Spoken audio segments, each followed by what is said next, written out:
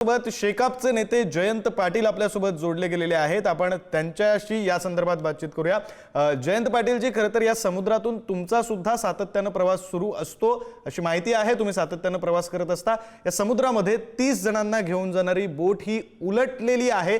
काय नेमकं कारण असू शकतं ही बोट उलटण्यामागे? नाही, एक तर ओव्हरलोड केलं जातं आणि या ठिकाणी त्या क्षमतेपेक्षा जास्त पॅसेंजर भरलं जातं, त्याच्यामुळे हा खरा प्रॉब्लेम आहे। आणि त्याच्यामध्ये जे चॅनल आहे त्याला जे बोया ठेवायला पाहिजेत, म्हणजे ठेवायला पाहिजे, आम्ही त्याला बोया म्हणतो, त्याच्यासाठी पण तिथे शासनाला अनेक वेळा मी हाऊसमध्ये होतो तेव्हा मागणी केलेली आहे।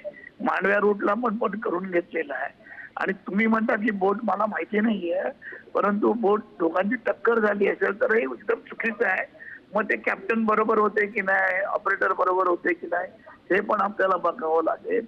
आणि गेट ऑफ इंडियामध्ये जी एवढे पॅसेंजरची क्षमता आता वाढलेली आहे, त्या दृष्टीने इन्फ्रास्ट्रक्चर नाही आहे आणि त्या ठिकाणी म्हणावा तसा स्टाफ तिथे ठेवला जातो नाही। MMBचा एकच अधिकारी तिथे असतो आणि त्यामुळे हे प्रश्न होतं। MMBच्या अधिकाऱ्यांनी बोट सुटल्याने ते थांबायला पाहिजे, तो एक कमी पडत असेल तर MMB तिथे स्टाफ वाढवला पाहिजे असं मला वाटतं।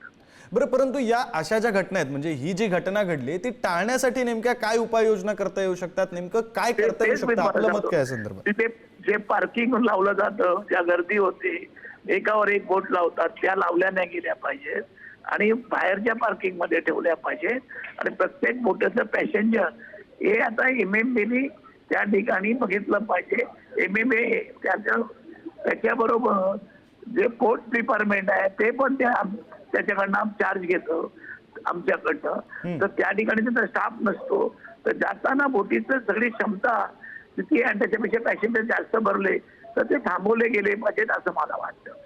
बरं, म्हणजे एकंदरीत हा जो व्यवसाय सुरू झालेला आहे त्या व्यावसायीकरणामुळे खरं तर अशा प्रकारच्या घटना घडतायत असं म्हणू शकतो, किंवा ही घटना घडली असं आपण म्हणू शकतो का? नाही, घारापुरी ते गेट ऑफ इंडिया पूर्वंपार 50-100 वर्षापासून व्यवसाय आहे, त्याचा काय प्रॉब्लेम नाही। मांडवा रूट आहे तो मी चालू केलेला आहे स्वतः। मांडवा रूट, मांडवाची ती बेड होती ती मी 95 साली मी चालू केली आणि त्याच्यानंतर हा रूट डेव्हलप झालेला आहे।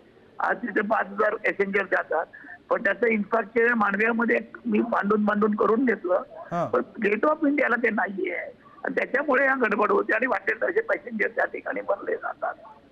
बरं, तुम्ही इन्फ्रा म्हणताय, म्हणजे इन्फ्रा म्हणजे नेमकं काय असतं या बोटींच्या बाबतीमध्ये?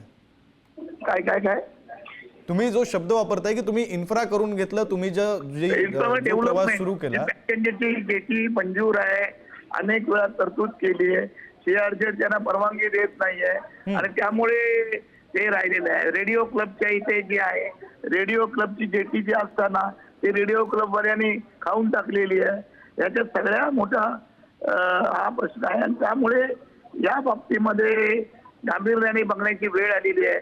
आणि 350 क्षमतेचं असेल फिगर जो मी टीव्हीवर बघतोय आता, तो असेल तर एवढी क्षमतेचं बोट या रूटला नाहीये, घारापुरी रूटला नाहीये। बरं, धन्यवाद जयंत पाटील जी, तुम्ही पुढारी न्यूजची तुम्ही काहीतरी बोलताय, तुम्ही मुद्दा पूर्ण करा। हॅलो, धन्यवाद जयंत पाटील जी, तुम्ही पुढारी न्यूजशी बातचीत केली त्याबद्दल। खरं तर विविध जे मुद्दे आहेत या बोटीच्या प्रवासाच्या अनुषंगानं ते जयंत पाटील यांनी आपल्यासमोर मांडलेले आहेत। नेमकं कशा प्रकारे हा अपघात घडू शकतो, अपघात टाळण्यासाठी नेमकं काय करता येऊ शकतं, या अनुषंगानं जयंत पाटील यांनी पुढारी न्यूजची बातचीत केली।